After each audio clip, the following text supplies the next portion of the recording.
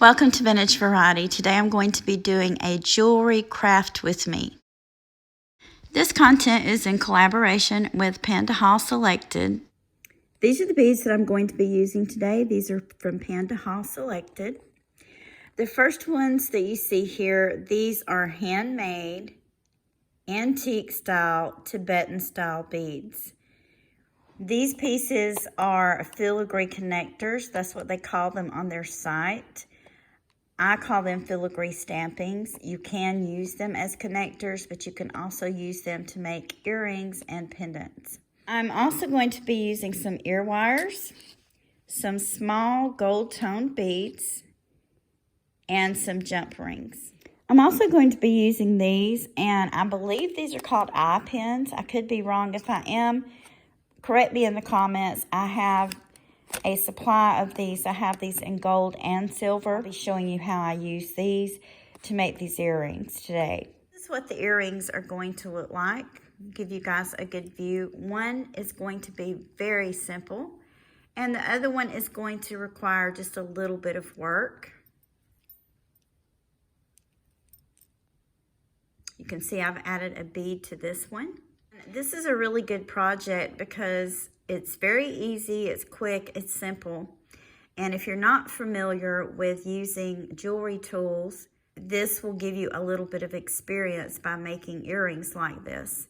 These could also be made into pendants. The only thing you would do differently is you would attach them to a chain rather than an ear wire. I'm also going to show you guys tools that I keep for making jewelry repairs or for making my own jewelry. If you're a collector, these tools will come in very handy for repairing pieces of jewelry. I am going to be doing some more content on how to repair vintage or even antique pieces of jewelry. The first tool that I'm going to show you here, these are just wire cutters. You can get them at any craft store, Michael's, Hobby Lobby. You even have these in the craft section at stores like Walmart. Then I also have these little flat-nosed pliers, and these come in really handy for gripping and for closing things.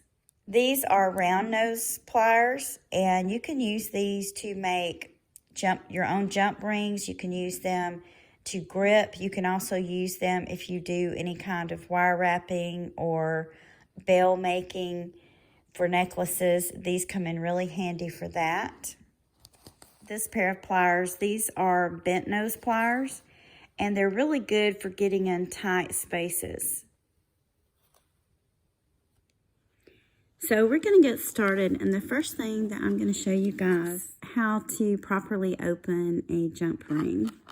Instead of pulling straight out, you're going to twist at an angle. Just like that until you get it opened up as large as you need it.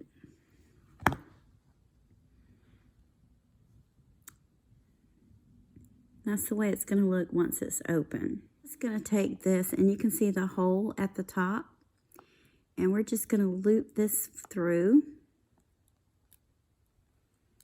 the hole,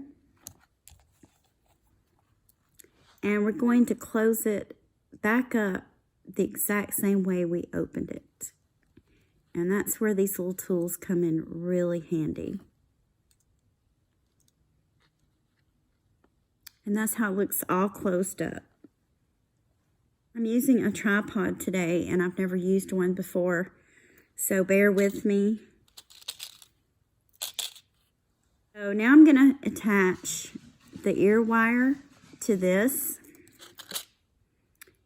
And it's the same thing. I'm going to give you guys a really good look at this little ear wire.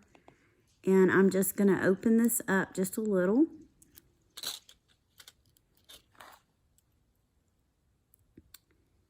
And loop that right through. And then very, very gently, I'm just going to squeeze to close it. And there you have the earring. Now, you could add beads to the bottom of this if you wanted to. I am just keeping it really simple for this tutorial. This is how they look all finished. They're simple and elegant. and super easy to make. These would make great gifts. People love to receive these. I've made them as gifts before. And again, very good quality these little stampings are.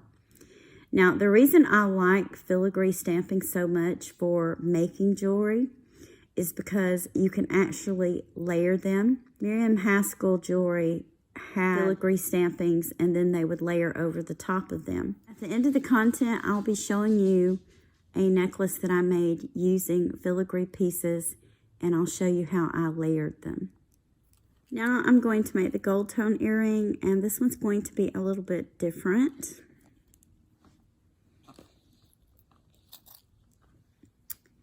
For this one, I'm going to add one of these beautiful Tibetan style beads. I'm going to start again with a jump ring. This one's gold tone, and we're going to open it up the same way by doing a little bit of a twist.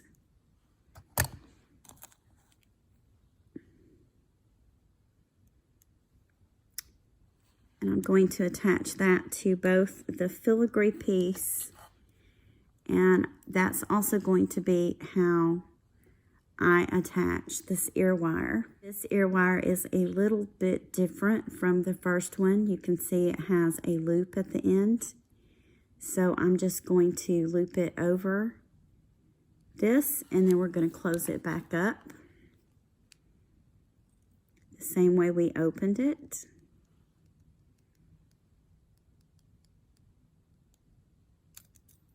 Give it a little pinch with the pliers to make sure it's nice and snug. So this could be worn simply like this, but I really want to add a bead to the bottom of it. So for that, I'm going to use one of these eye pins. This one has a flat end to it, as you can see. They also come with an open end. Open end looks like this. But for this project, I'm going to be using this one.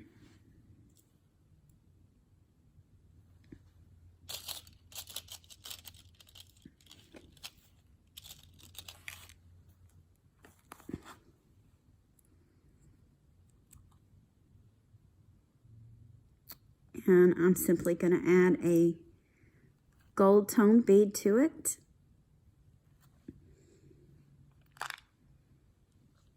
Going to add my Tibetan style bead, and I'm going to top that off again with a gold tone bead just to give it a uniform look.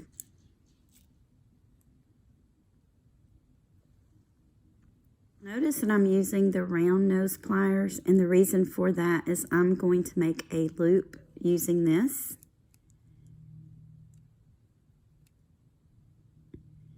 So to make the loop, I'm simply going to bend it around the pliers.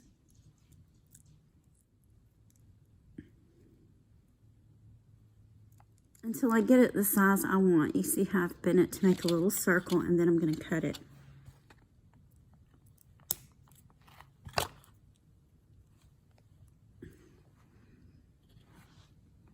And that's what it looks like now that I've cut it off. And I'm just going to squish that rough end in a little bit.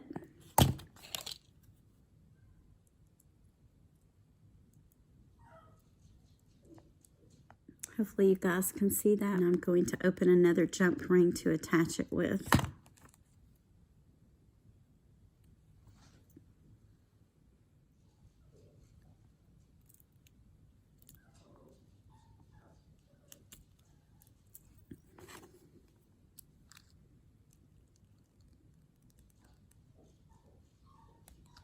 And there you have it. This is what these look like. Aren't those cute? There is a link in the description box that will take you to Pandahall Selected's website. There's also a link for both of these products from their website, and that will also be in the description box in case you're interested.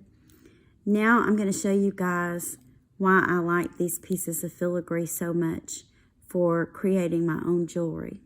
This is a necklace that I made using filigree stampings. Most of you that are jewelry collectors are very familiar with Miriam Haskell. Used a layering technique, and she would take pieces and layer them on top of a piece of filigree or a filigree stamping. And that's what I did here with this necklace. I'm going to show you guys the back of it. This is a filigree stamping, and what I've done is I've wired all of the pieces on here. Of course, it's not as perfect as a Miriam Haskell piece would be. If it was a real Miriam Haskell, the wires would not be showing, and you can see that there are some wires showing on my piece. This was just a really fun project. I used a combination of the eye pins, beads in different sizes, cute little stampings of leaves, and I wired all of this onto the piece of filigree. You could do this to make a necklace pendant or a pair of earrings, and it's just a really fun project. And the pieces, as you can see from this, turn out very, very beautiful. Here, once again, are my finished earrings. I hope you guys enjoyed this project. It's a very simple project to make for yourself or to give as gifts. The beads that I used in this from Pandahall Selected and the stampings were really simple to use, and they're of very good quality. I want to thank you for taking time out of your day to craft with me and share this project with me. If you haven't already, please like, subscribe, and ring the bell for notifications on more content about collecting vintage and antique items. Thank you again for watching, and I hope you all have a wonderful day.